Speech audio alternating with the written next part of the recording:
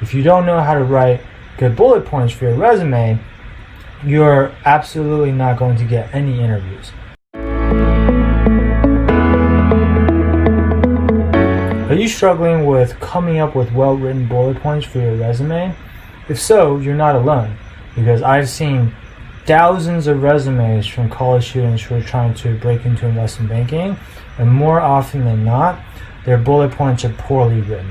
Now, this is a really important skill because if you don't know how to write good bullet points for your resume, you're absolutely not going to get any interviews.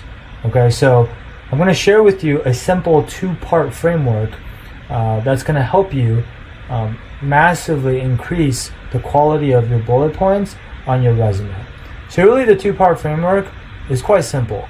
The first part of your bullet should always describe the action that you took, right? It needs to be specific, it needs to be concise, but it needs to be detailed enough to have the banker basically know what you actually did, right? And so the first part of the bullet point should always start with an action verb, okay?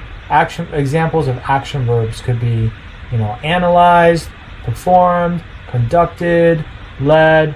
I mean, there are literally dozens, if not hundreds, of action verbs that you could use. In fact, in the free resume template that we provide to people in our Facebook group, we actually include an entire list of action verbs that are really good to use on resumes. Okay, so that's the first part. You start with an action verb and you describe whatever it is that you did, and that's maybe the first half of the bullet. Okay, the second half of the bullet, you want to make sure that you describe the results of your action. Okay, this is the part that people often forget to do or just didn't know they had to do it, but this is actually a really, really important part of the bullet point.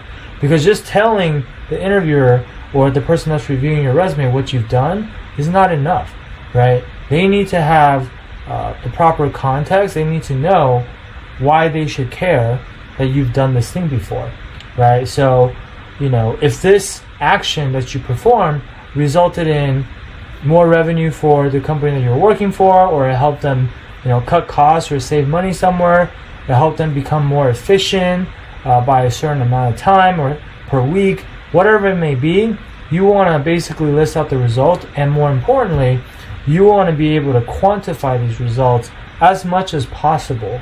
Sometimes you're not going to be able to quantify the result for every single bullet point, but anytime you can quantify the results, you want to make sure you quantify the results, okay? So that's the simple two-part framework that you should use for every single bullet point on your resume.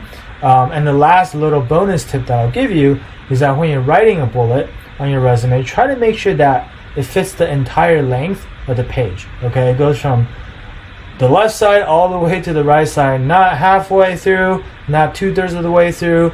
You want your bullet point to extend all the way to the end of the line, okay? If you have to go over to the second line, then make sure it extends all the way to the end of the second line.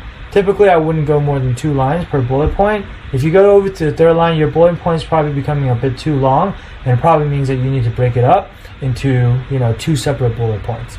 Okay, so that's the quick tip that I wanted to give you today. Hopefully this helps you.